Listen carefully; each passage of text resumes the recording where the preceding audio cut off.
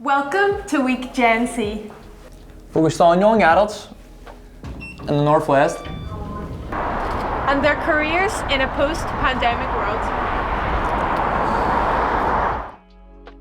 What do you need to get that dream job? We get the know-how, the tips and the tricks from local employers. Helping you get to where you want to be in your chosen career.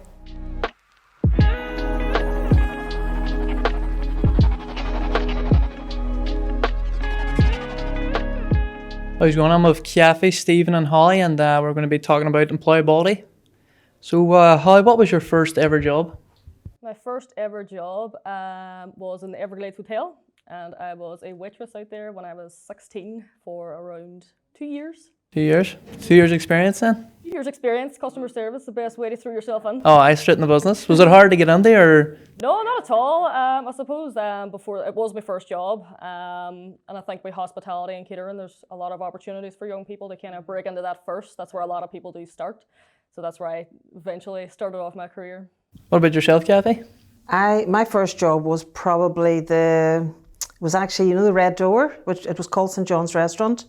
So working in the kitchen there, because I was doing A-level home economics at the time, and that's what I wanted to do. So I just had like a part-time job in there. How did you get your foot in the door? Was it difficult, or did you just throw on? No, I had a relative owned it. You gotta it's know. all who you know. Oh, you know, exactly. It's all who you know. And yourself, Stephen? KFC. KFC, oh, lovely. It was great at the time. I saved up enough to buy a junket. I was 16. My first day of work was 9/11 when the planes hit the Twin Towers, so it's a day I'll never forget. So if you watch all that and you then go out and then have fried chicken and chips, and it was I got some real invaluable, especially at that age, just the work ethic and stuff like that you keep working on. The discipline you learn at that age, working the high hygiene standard and that sort of thing. A lot of good skills were in there. It was a great experience. How did you end up in the role you are in now? I'm in the Northwest Regional College now 8 years in total. For the first 4 years I was working in the admin department at actual reception. And then jobs came up in the careers department. The careers department wasn't actually a thing back then. And it was when the old tech was refurbished, it was opened up. And then jobs came up for career support. I looked at the spec and I thought I meet the criteria. So I thought, right, I'm going to go ahead and apply and see what happens. Go for it. So the interview came up and we had to do a presentation, half-hour presentation, and 6 questions.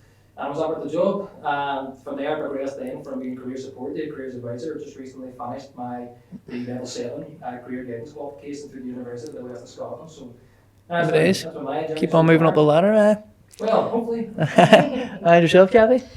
I've been in recruitment over 25 years. So when I graduated, I went to Edinburgh. I got a job in British Home Stores doing training management, but I hated it. Hated retail. Hated it. But and when I was in Edinburgh, I went round to all the agencies going, I wouldn't mind a job like that. Didn't know what recruitment was, and it was sales. It wasn't, recruitment was sales. It wasn't HR. So got into an agency, just worked my way up, and then came back home, got into Grafton, and then I've been in recruitment since. Obviously, I've been out of it for a while when the credit crunch, but I've been out on my own for the last 6 years, on my own business, and something I've always wanted to do. And because I'd worked in Grafton and Derry for 7 years, most people knew me from recruitment and kept saying, between candidates and people like jobs asking, clients would say, come to me. So I just went out my own and I started out as land that job and then rebranded in last year. I had planned to rebrand, but it was too busy work. So whenever the pandemic happened, I just decided, right, I had the website already, had everything done, and I just put it all together and rebranded to Cathy Moran Recruitment. Happy days. And yourself, Holly? Well, I've had a pretty roundabout journey under recruitment. I suppose I started my degree in business and HR when I was 18. I started my first day at university 8 months pregnant with my son. Took 2 weeks off, got back on it again. Was working at the time then for 3 Mobile as a sales advisor. After that, I moved to be a supervisor in DB8, but clothing retail was just not my get-up. So I was still working through my degree at that stage. I got a job then as a sales manager over in Tesco Mobile, over in Lisnagelvin. And I was there for around 3 years and I was ready to take my next step. I was starting to get kind of burnt out with retail, I suppose, which you do. So I went back to do my master's then in HR. In 2017 there was postgraduate funding out, so I got that and was able to go to Queen's and finish up my master's, which I finished in 2019. But a year into my master's, I started working in AXA and there as a recruiter, which is how my recruitment side of things started. I dabbled in it before when I was over in Tesco and within 3Mobile, but I'd never really worked in a full recruitment capacity until I started in AXA. It was really good, really enjoyed it. It's like a chance you can bring your personality to work every day and you can talk to candidates and build relationships. And then after the pandemic happened last year, I was working from home and saw the job with Hypixel and applied, and here I am nearly a year later. Happy days. What is the most rewarding part of your job? The most rewarding part, I suppose, and the most rewarding part of recruitment is when you bring a candidate, when you're talking to them on that first day, when you're just meeting them for the first time, or you're chatting to them on the phone for the first time at their screening interview, and you bring them through the whole recruitment process, and you're able to kind of bring them up and give them that verbal offer over the phone, and you can kind of hear the excitement in their Hear the voice, joy, they're yeah. so happy, and you know you've done a good thing, and that's probably the most rewarding part of my job as well. Lovely. And yourself, Cathy? Job satisfaction for me is getting candidates jobs, especially people that didn't think they were good enough to get a job, or didn't think they were the strongest candidate, but just believing in themselves and going through that process and helping them and sort of mentoring them beforehand to actually do the best at their interview. But the job satisfaction of getting people jobs is definitely up there. Yes. Stephen? Very similar to what Cathy's saying there. When people come on to us, and it's just all about getting them to believe in themselves. As cliche as that sounds, that's true.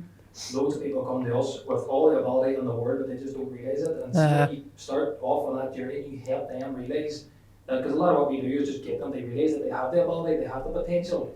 And when you start at that point, when you see them maybe getting a job or joining an apprenticeship or a course or something, then when you see the transition and how they feel after having come to us first and they made that journey, that for me is definitely the most rewarding. Very fulfilling, what's the best career advice you've ever been given? I give that much brilliant career advice. It's hard to know. I do remember, funny enough, I'm not going to name names here, but I remember one fella came to me once and he was in a bit of a tizzy because he'd applied for a job, and the job requested level 2 maths. And when he dug out his certificates, he realised he only had level 1. Now we had taken him through a 4-stage process. This was at stage 4, so he'd been through the first 3 stages of recruitment, and he came to me basically saying what to do, and I said, be honest, tell them the truth. I said, ring the recruiter, or ring, I can't even name the company. I said, ring them, tell them the truth, tell them you have a contact at the college who can help you get on the maths program if need be, but do whatever you do not like. He rang them and they said, listen, we don't know too many people who would have been that honest with us at stage 4 of the recruitment, and they loved it, and he's still working there. I was chatting to him about 2 weeks ago. He's still working there to this day. Nice. And he technically didn't meet the criteria they were looking for at the time, but because he was so upfront and honest, that's a great quality for people to have, especially as an employee. You want your Honesty, so that was. So did they allow him to work while he got his maths, or? I'll be honest, I don't know. Don't know. All I was I got the job. Got the job from the honesty, I should ask him that. And yourself, Cathy? Just don't give up. Just keep at it. Don't give up. If you believe in yourself and you feel that you've got the experience or the skills or the qualities, just don't give up. The thing is, you might put your CV in for a job and you mightn't get it. So if you're constantly putting your CV and you're constantly getting rejected, then take a step back and look at your CV, make changes. If you keep doing the same thing, you get the same results. So sometimes 100%. You have to take a step back and go, right, okay, I need to change this. And ask family and friends to proof your CV and just check it for your grammar and things like that. And, having a careers department at school or college, utilise those services, because obviously, that's what they're there for, and utilise those services for them to help you in a constructive way. But take all the help, that you can get. Holly? I think pretty similar to Cathy as well. Don't give up, be passionate and show you're passionate. There's always going to be someone in the room that's smarter than you, there's always going to be someone more qualified or that has more skills, but there's no reason for you to kind of step back. Always kind of move forward and keep taking that next step as well.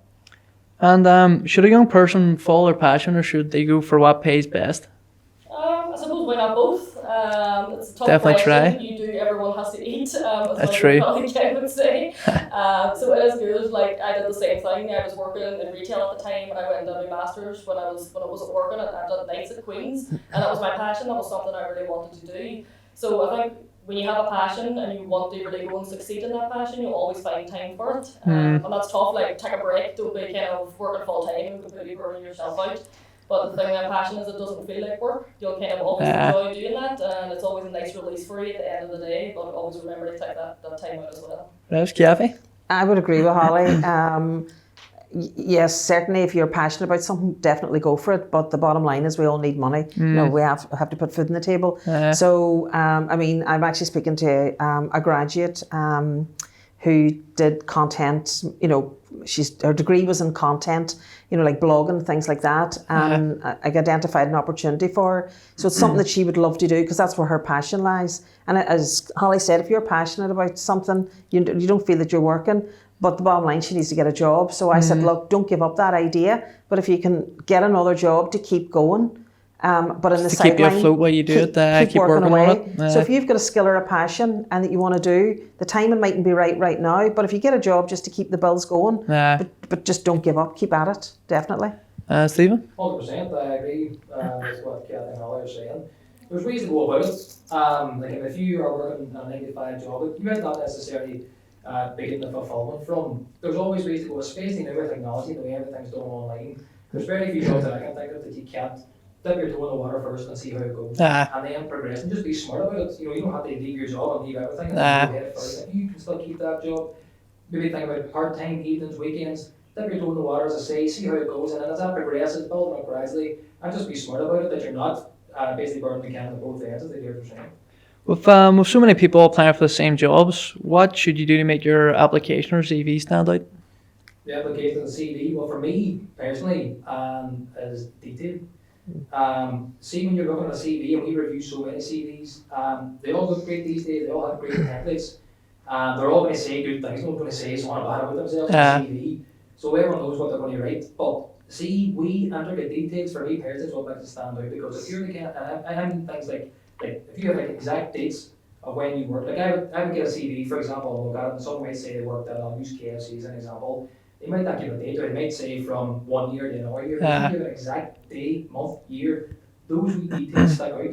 And if you're somebody's got an eye for detail, he's not going to cut corners. If you cut corners in a CV, an employer's going to look at that and think, well, they cut corners in a CV, they don't really want to work here, they haven't put the effort in. But even those wee intricate details, if you put those on a CV, they really do stand out. Subconsciously, they're convincing the employer that this is someone who's taking the time. I appreciate it. Kathy? I would agree. Everything he said, yeah, absolutely. For me, what I try to get people to do nowadays, because there's so many CVs coming through and you need to stand out. So one of the things that I would try and get people to do is achievements. Like really think deep. Like, were you employee of the month? Were you salesperson? Did you reach targets? Did you overachieve targets? Have you done something? You know, did you come up with an idea to create a new product or a new service or a brand, or it's just something different? And another thing in your CV is I would put what's called a profile summary. So really think of maybe 3 or 4 key points. So whether you're summarising 4 years experience or 2 years, and like degree or qualified to degree level with a postgrad, or if you've done a degree and you got a first class, like they don't give that many first class, you know, degrees out. That, you know, that's quite impressive. So things like that, you basically need to sell yourself, and you need to blow your own trumpet. So not to hold back, but definitely the detail is really important with the dates. That would be a pet hate of mine too, you know. And content. People would say to me, "Oh, I don't want it too long." When I'm recruiting for a company, I'd rather have more detail on what somebody's done as in duties, as in, so in my head, I want to know, you know, who did you report to, how many were there, so you've got an idea of where they fit it in. Was it a big organisation, small? Because if they just put job title, you don't know. You know, you don't know. And the other thing is, if you had valid reasons for leaving, say you had massive gaps, if you can put a covering letter with a CV, that's my pet hate. Covering letter is a chance for you to actually put yourself across. So if you have a CV and you know that it doesn't really great, but maybe in 2 or 3 paragraphs you can actually put it across. So do that.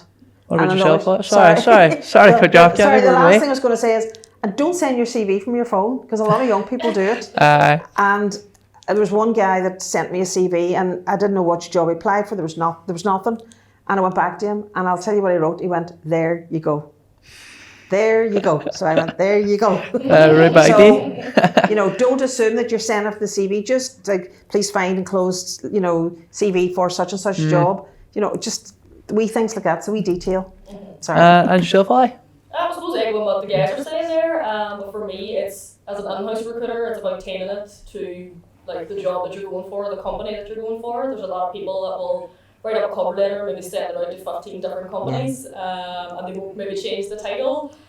You've seen on cover letters and CV at times there's loads of like spelling mistakes, and they've addressed it to the wrong company, but they've missed it detail oriented as a skill. But yeah, it's about kind of why do you want to work at that particular company? Why do you want to be there? What really appeals to you? I think as well, it's a candidate's market now. It's not kind of an employer market anymore, because there's so many people out there with good skills and so many skills they learn that candidates who are skilled can have their pick and choose of where they want to work and what they want to do. But I suppose for a CV as well, we pop a colour is always nice. Yeah. There's a lot of people now putting photographs on the CV, which is a nice touch, but obviously not essential. But it's just everything to make it look that bit better, so you actually feel like you're getting to know the person looking at the CV and cover. What are some of the steps young people should take when they sit down and plan their career? When you plan your career, I think you should really set yourself achievable goals. So what I like to do every year is have 3 solid things that I want to achieve in my career. Like since I started with Hypixel, there's been a lot of tech roles that I previously wasn't accustomed to really kind of employing for, recruiting for. So like the C# roles and Java roles, all these programming languages. So what I did is I said I want to learn kind of top level what this all means. So kind of learn a bit of coding on the side. And the thing is, you have to specialise in your goals as well. There's that good SMART, specific, achievable, realistic and timely. And that's really important when you're setting a goal. I suppose then if I put down learn to code, but what language do I want to learn? What am I going to go deep on? Where I see myself this year, what I want to do in my career. So try and keep it to like three good goals that you can kind of go and achieve throughout the year, and that you can achieve in the time frame. Don't set them too kind of high, but something that you'll be proud of yourself to see. Cheers. And Cathy? I would say the same. Just set yourself goals and targets, and what you want to achieve, and and if it doesn't work out for you and you're not actually getting the job that you want, or you're trying to, if you are looking for a job, then look at the jobs that are out there and the skills, and then try and match up what skills you've got, and take it from there and really match up the skills. But I would say definitely set yourself goals and discipline yourself as well. Come back to yourself and go, right, okay, that didn't work. Maybe have to make changes, and look at the market, look where the jobs are, and see, have you got the skill set for those jobs? Because IT technology is obviously the way, that's where the growth market is, the growth sector. Not everybody is cut out for that. So, that's fine. But there's a mug for every handle, and there's a job for everybody. So just find which one's right for you. Cheers. And Stephen? Again, following on from what the gears are saying there, research the everything and be patient and show resilience. So many people come to, I'm sure the gears are saying, come to us with the amount of content and the career that they thought was something to make something completely different. We're always encouraging people to say, well, listen, I'll pick an engineer off the top of my head. Do you want to be an engineer? Do you know what an engineer does? Do you know how many different types of engineer there are? Do you know about the level of maths and physics elements to it? All that kind of thing you might not necessarily think of. So again, get those, about A for detail, that kind of thing, get those down and be resilient, because listen, it's life. What we were going at the moment with COVID, there's going to be knockbacks, there's going to be setbacks. And again, if you can develop that resilience, especially now we're actually we're encouraging people to use COVID as a positive. You see, there are so many people going for job interviews. You say, well, what did you do through COVID? Well, I did some research, or I upskilled, or I did a few courses that I didn't have to do, that I might not necessarily have a chance to do because I was working from home on that. So definitely, in the face of adversity, show resilience and be patient. Speaking of encouragement, how can you stay motivated if you keep getting turned down for jobs? It's easier said than done, but the best way, I always think that there's every cloud is a silver lining. Again, it's a very cliche, but it is true. So if someone gets as unfortunate for a job application, ask why. Do you know what I mean? See it as you hear the term win or lose. People do Swiss that they win or learn. Okay, so you lose, you learn. So say for example you went for a job, you really wanted to get it, you were not back. It is tough, but that helps you build resilience. Both character. As character, as resilience, but also find out the technicalities, where did I go wrong? What did I do, or why? Get the feedback from the employer, and again, use that as a learning point going forward. Cathy? I would say surround yourself with positive people. You know, people that believe in you and that are going to push you on. You know, stay away from doom and gloom and negative people, but surround yourself, you know, with positive people. Everybody has sort of that go-to person in their life where they're like their business mentor or whatever way you want to put it. And I would keep around those people. And exactly what you said, ask for feedback. You know, ask for feedback from the employers if you can. That's something I do, and I would say I take this quite seriously and try and get constructive feedback for all my candidates. So when I put people for a job and they didn't get it, I would go back to them. So if I'm only shortlisting, because obviously my job's a bit different than Holly, so I'm shortlisting candidates down, so I'm not sending volumes of people. So if I send 3 people for interview and somebody didn't get it, for the 2 that didn't get it, I would go back and tell them. So say number 1 got the job, and I would try and let the other 2 know that maybe that person had a lot more years experience, but I would give what's called constructive feedback. Yeah. And I think that's really important, because I've had a situation recently where I had somebody who I basically gave them a chance. I saw something and believed in them, and I think that's important to get somebody to do that. So it's just surround yourself with positive people, and if you can, feedback's great, and not to be afraid. You know, I would rather somebody came back to me and said to me, look, how to get on, or what should I do? You know, can you give me any tips? So don't be afraid. Just you know, don't just take it sitting back and go, right. Now, some companies may not reply to your application and you may be constantly getting rejected. But if you do get that chance, just say, look, I would appreciate some feedback. How can I improve for the next time? I know for myself, sitting in silence just doesn't help you. It's better when you know what's went wrong and know how to change it, and then you turn it around for this. I would rather somebody came back to me and said, look, why did I not get shortlisted for that interview, or what did I do wrong? I go, you didn't do anything wrong. You know, it just happened to be that job might have needed a degree, you didn't have a degree, or, you know, one of the terms I hear at the moment is 2 years commercial experience. So you might have had a year's placement, and you lacked that extra year, and somebody else had it, you know, but not to give up. And Holly? Yeah, I think we've all been at that point in our lives where, you know, we've been really trying to get a job, and we keep getting knocked back and setback. It's something that's kind of happened to a lot of us, especially during COVID now. There's so much competition out there. And it's tough being a recruiter as well and having to kind of write up that feedback and reject a candidate that you've built a relationship with. So it's definitely tough on our end too. But I suppose don't take it personally when you do kind of get a rejection. It's just kind of, it is going for the constructive feedback side of things. There's a lot of kind of vague feedback out there, you know, you don't really know why, but always go back and say, can you give me more kind of in-depth feedback as to why I didn't proceed? And usually 9 times out of 10 it is down to just kind of not having a skill that was there in the job description. What would be the best thing you can do to make yourself more employable?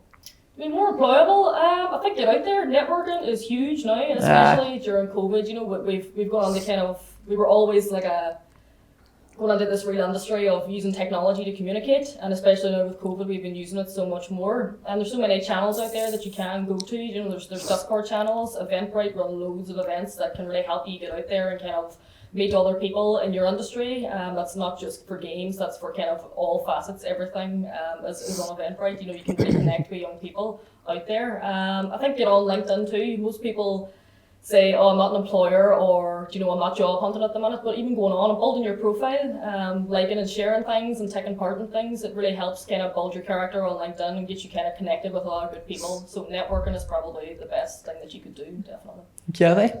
I would say upskill. I mean, if there's something that you're trying to get into, you know, look at the skill set that you've got. I mean, obviously, as Holly said, you know, technology, IT is massive at the moment. So find out what platforms or IT technology that the company are using that maybe that you don't have. Maybe you don't have C#, maybe, you know, .NET.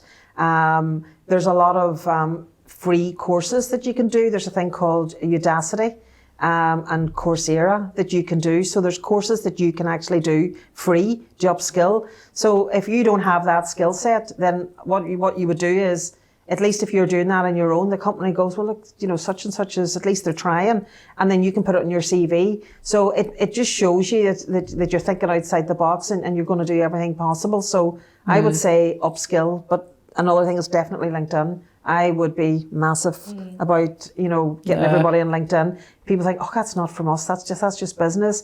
You know, you can get your profile up there, and, you know, recruiters, actually, there's a lot of companies that I know, that actually recruit. Now, my brother lives in Glasgow but works for Sky over there, and he's quite high up in IT, and they use LinkedIn for most of their jobs, for recruiting staff. So, you know, a lot of recruiters and employers would actually post on it. So if you're not on it, there's something you've missed out. So definitely. Cheers. Stephen? It's easier said than done, but I would always encourage someone to try and get as much hands-on experience as they possibly can in the field that they want to get into. If that means voluntary experience, so be it. Because again, if you go to an interview, we'll always say to people, you need examples to back up what you're saying. You can go and give all the skills in the world, you can list them off, but unless you're able to back them up, then it doesn't really mean anything. So again, but the networking and the upskill is a huge part of the space anyway these days, but I would say it's easier said than done. It's nothing to just walk out and get a job. Try and get as much hands-on experience as you possibly can, because again, it's all about you convincing the employer that you're right for that job. And if you're able to say, listen, I can demonstrate. It's not that I think I've done this, I'm right for, I know I'm right for it because I've done it, I'm motivated, I love it when I did it, and I developed these skills because I've got, as I say, even voluntary experience. If you can, as I say, try and get that hands-on experience. What advice would you give a young person about social media when they're applying for a job? About social media, in what context, about their own profiles, you mean? In terms of putting themselves out there and maybe using online websites in terms of jobs? Well, in terms, I mean, I would always these days not contact anyone. I think social media is a great way to contact people. Emails, I think, just get lost. As sometimes I've been contacted, they do jobs and more presenting, and it's gone straight in my spam. It gets lost so easily. There's a more personal thing, I think, with social media. Now, be careful with social media as well. I mean, if from a personal point of view or an applicant point of view, definitely watch what you put online. Because no matter if you delete it, it doesn't matter. It's out there. Especially something like LinkedIn. Just have it as professional as you possibly can. Okay? So you know, but bear in mind that I'm using this to get a job. I'm basically broadcasting myself what I want employers to see. Same with things like Facebook and that. Again, to be very, very careful what you put online, because you'd be surprised at how many employers will look at stuff. In terms of you using social media, again, or in terms of the use in terms of a recruitment tool, or in terms of using the contact, again, just be careful and be aware of social media. But we're always hearing about the dangers, which is we need to hear about the dangers. But social media is a great tool to use these days to make contact with employers. And not just employers. I mean, we're talking about making ourselves more employable. You can go on and contact somebody in that field who works pretty locally and ask them, listen, how did you get into this? You know what I mean? It's a great way to make contact with people. It's a great way to give advice.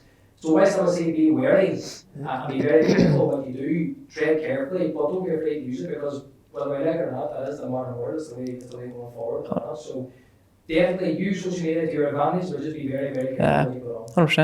100%. Kathy? I would say keep it very private.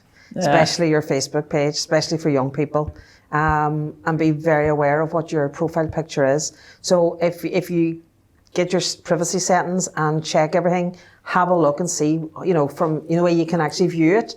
So make sure that your cover picture or whatever, I would say keep it very private, because I know for a fact I have a lot of employers that will look at people on social media. And that's the first thing. Oh, check them out. Oh, I wasn't, and they will make assumptions. Now, we know that's not right, but they do. But that's the way it is. It is. I mean, my own business, Cathy Moran Recruitment, I have a Facebook page, so I would post on it. And Facebook has a thing for jobs. To be honest, I don't use it. I don't like using it. I think it's, I don't want to use the word rubbish, but I just don't like it. And the way Facebook is changing with settings, ironically, you were saying contact through email, through going to spam, whereas I find the same with the Facebook page.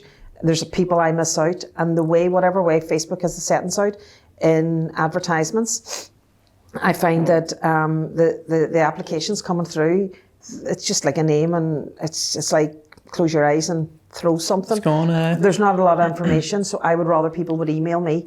So I'm sorry, but I prefer the traditional, go back to the emailing. But then my job is more, I'm dealing with, professional companies and jobs, and that's the service they expect, so I need to pull it back. So I would definitely do that there. The other thing is Twitter, for example. If you're on Twitter, Twitter's really good to get really direct to companies, and you'll get a real instant reaction. I mean, for example, some companies are actually using it for You know, like I mean, I had a situation where I had a problem with an item in Argus. It was actually a Fitbit, that's what it was. And I was able to go on through Twitter, and they were able to answer the question there and then without having to go through the website and whatever. So social media is making it quicker to get to people, but I would still just keep it a professional. It depends on the job you're going for, and it depends on the type of company you're going for. You know, if it's very professional or it's a bit more laid back. So but definitely keep it private. And Holly? I think use it to your advantage. Everyone's using social media these days. It's an important tool. It's a great way to kind of reach out and meet people. I would encourage people to check everyone out if they're going for a job, go and connect with a recruiter on LinkedIn. I think Facebook, yes, definitely keep it private. You don't know, kind of, you're always leaving a digital footprint. No matter what you do online, it's not like you can crunch up about a paper and throw it in the bin. It's always going to be there. It's not going to disappear. Definitely. So it's really important to kind of just be careful what you put on there, but don't be afraid as well to kind of, if you have something that you're passionate about and kind of want to show your personality about, then definitely go and do it.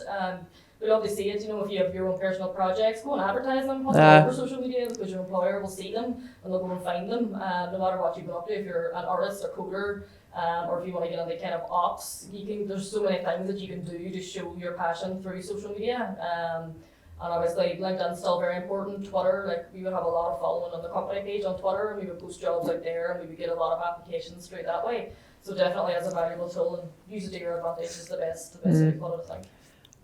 What can you make sure you can do to stand out in a job interview? In a job interview, it's hard to say. I would always say try and be confident, but we're all kind of prone to nerves, I suppose. It's only natural when you're going for a job interview that you're nervous. I've done so many now as an interviewer, and you can see kind of the nerves of people and the different how they kind of come across in an interview, and it's okay to be nervous. You know, your interviewer's not going to kind of mark you down if you're nervous. It's completely natural. I've had someone curse, I've had someone joke, I've had someone leave the room because they got nervous. So, it's about kind of managing your nerves. But it's good to kind of be able to come on and talk confidently about your skills and about your passion, and I think being settled at the start of the interview, taking some deep breaths before you go on. The person on the other end of the phone or sitting across the table there, and the human as well. It's not kind of understand monster that you're talking to. You know, we're only human. Everybody's only human at the end of the day. So just come on and think of it that way and be prepared. But have kind of deep breaths as well is always really useful. And Cathy? I would always say the first thing to do is smile. You know, I mean, if you smile, somebody will smile back at you, and that'll sort of relax. Or take a big deep breath, take a few breaths before, you know, you go in the room. Now remember, we've moved online now, so a lot of things are online. So before I would have said, look smart. If it's, you know, make sure you're smart, like shirt and tie, or just, you know, look smart, because you'll feel a bit better. Now maybe you might feel a bit out of place, but I think you can't be, you know, you definitely won't be overdressed if you're going for an interview. But now that things are online now, I mean, the tips that I would say, you know, what to do, just, you know, to stand out for online is make sure you're early, make sure that you've gone on early, that you've checked out that everything's that all the technical, that there's nothing sitting in the background, you know, check what's behind you, or check your lighting, check there's no children about or no animals, or there's nothing's going to fall down, you know, things like that. So it's preparing yourself. But I would say just smile. That's it. On time is lit and early's on time. Exactly. Stephen? Definitely, we follow on from the smile point there. Body language in general, I find so important. Again, kind of going back to what we're saying about CVs and that. I mean, you say, you could ask me a question as well. If you could answer the same about me, it doesn't matter what I'm saying. You know what I mean? If you want to give that smile, if you really make that eye contact, use hand gestures, these are all kind of technical ways of basically convincing the employer that it's true. If you can't look at someone in the eye when you're saying it, then they're not going to know, is this person making this up, or do you know what I mean? So again, no matter how good it is, if your body language is off, it's going to set everything off. 100%. And again, back to what we were saying about CVs, with interviews, I believe the same with detail. Detail, you can get your answers, the more research you've done, the more preparation you've done. Again, that'll stand you in good stead and make you relax better. If they ask you a question and you've done your research, you've done your preparation, and you're able to put as much detail into that answer as possible, again, and you're able to combine that with a good tone of voice and good body language, brilliant stuff. I suppose that's because not all human communication is verbal, so a lot's visual, so Oh, yeah. You gotta go and Okay, well, put it this way, I'm sitting like this. If you ask me questions about it, I'm like this. I think you're there stoned or just not very interested. No, no. I wouldn't expect it. No. So again, body language, That means a lot. 100%. What's the worst thing you can do in a job interview? The worst thing you can do? Like all the bad interviews I had. The worst, I suppose it depends on the interview and what it's for. I think you need to be very careful if you think you want to try and make them laugh.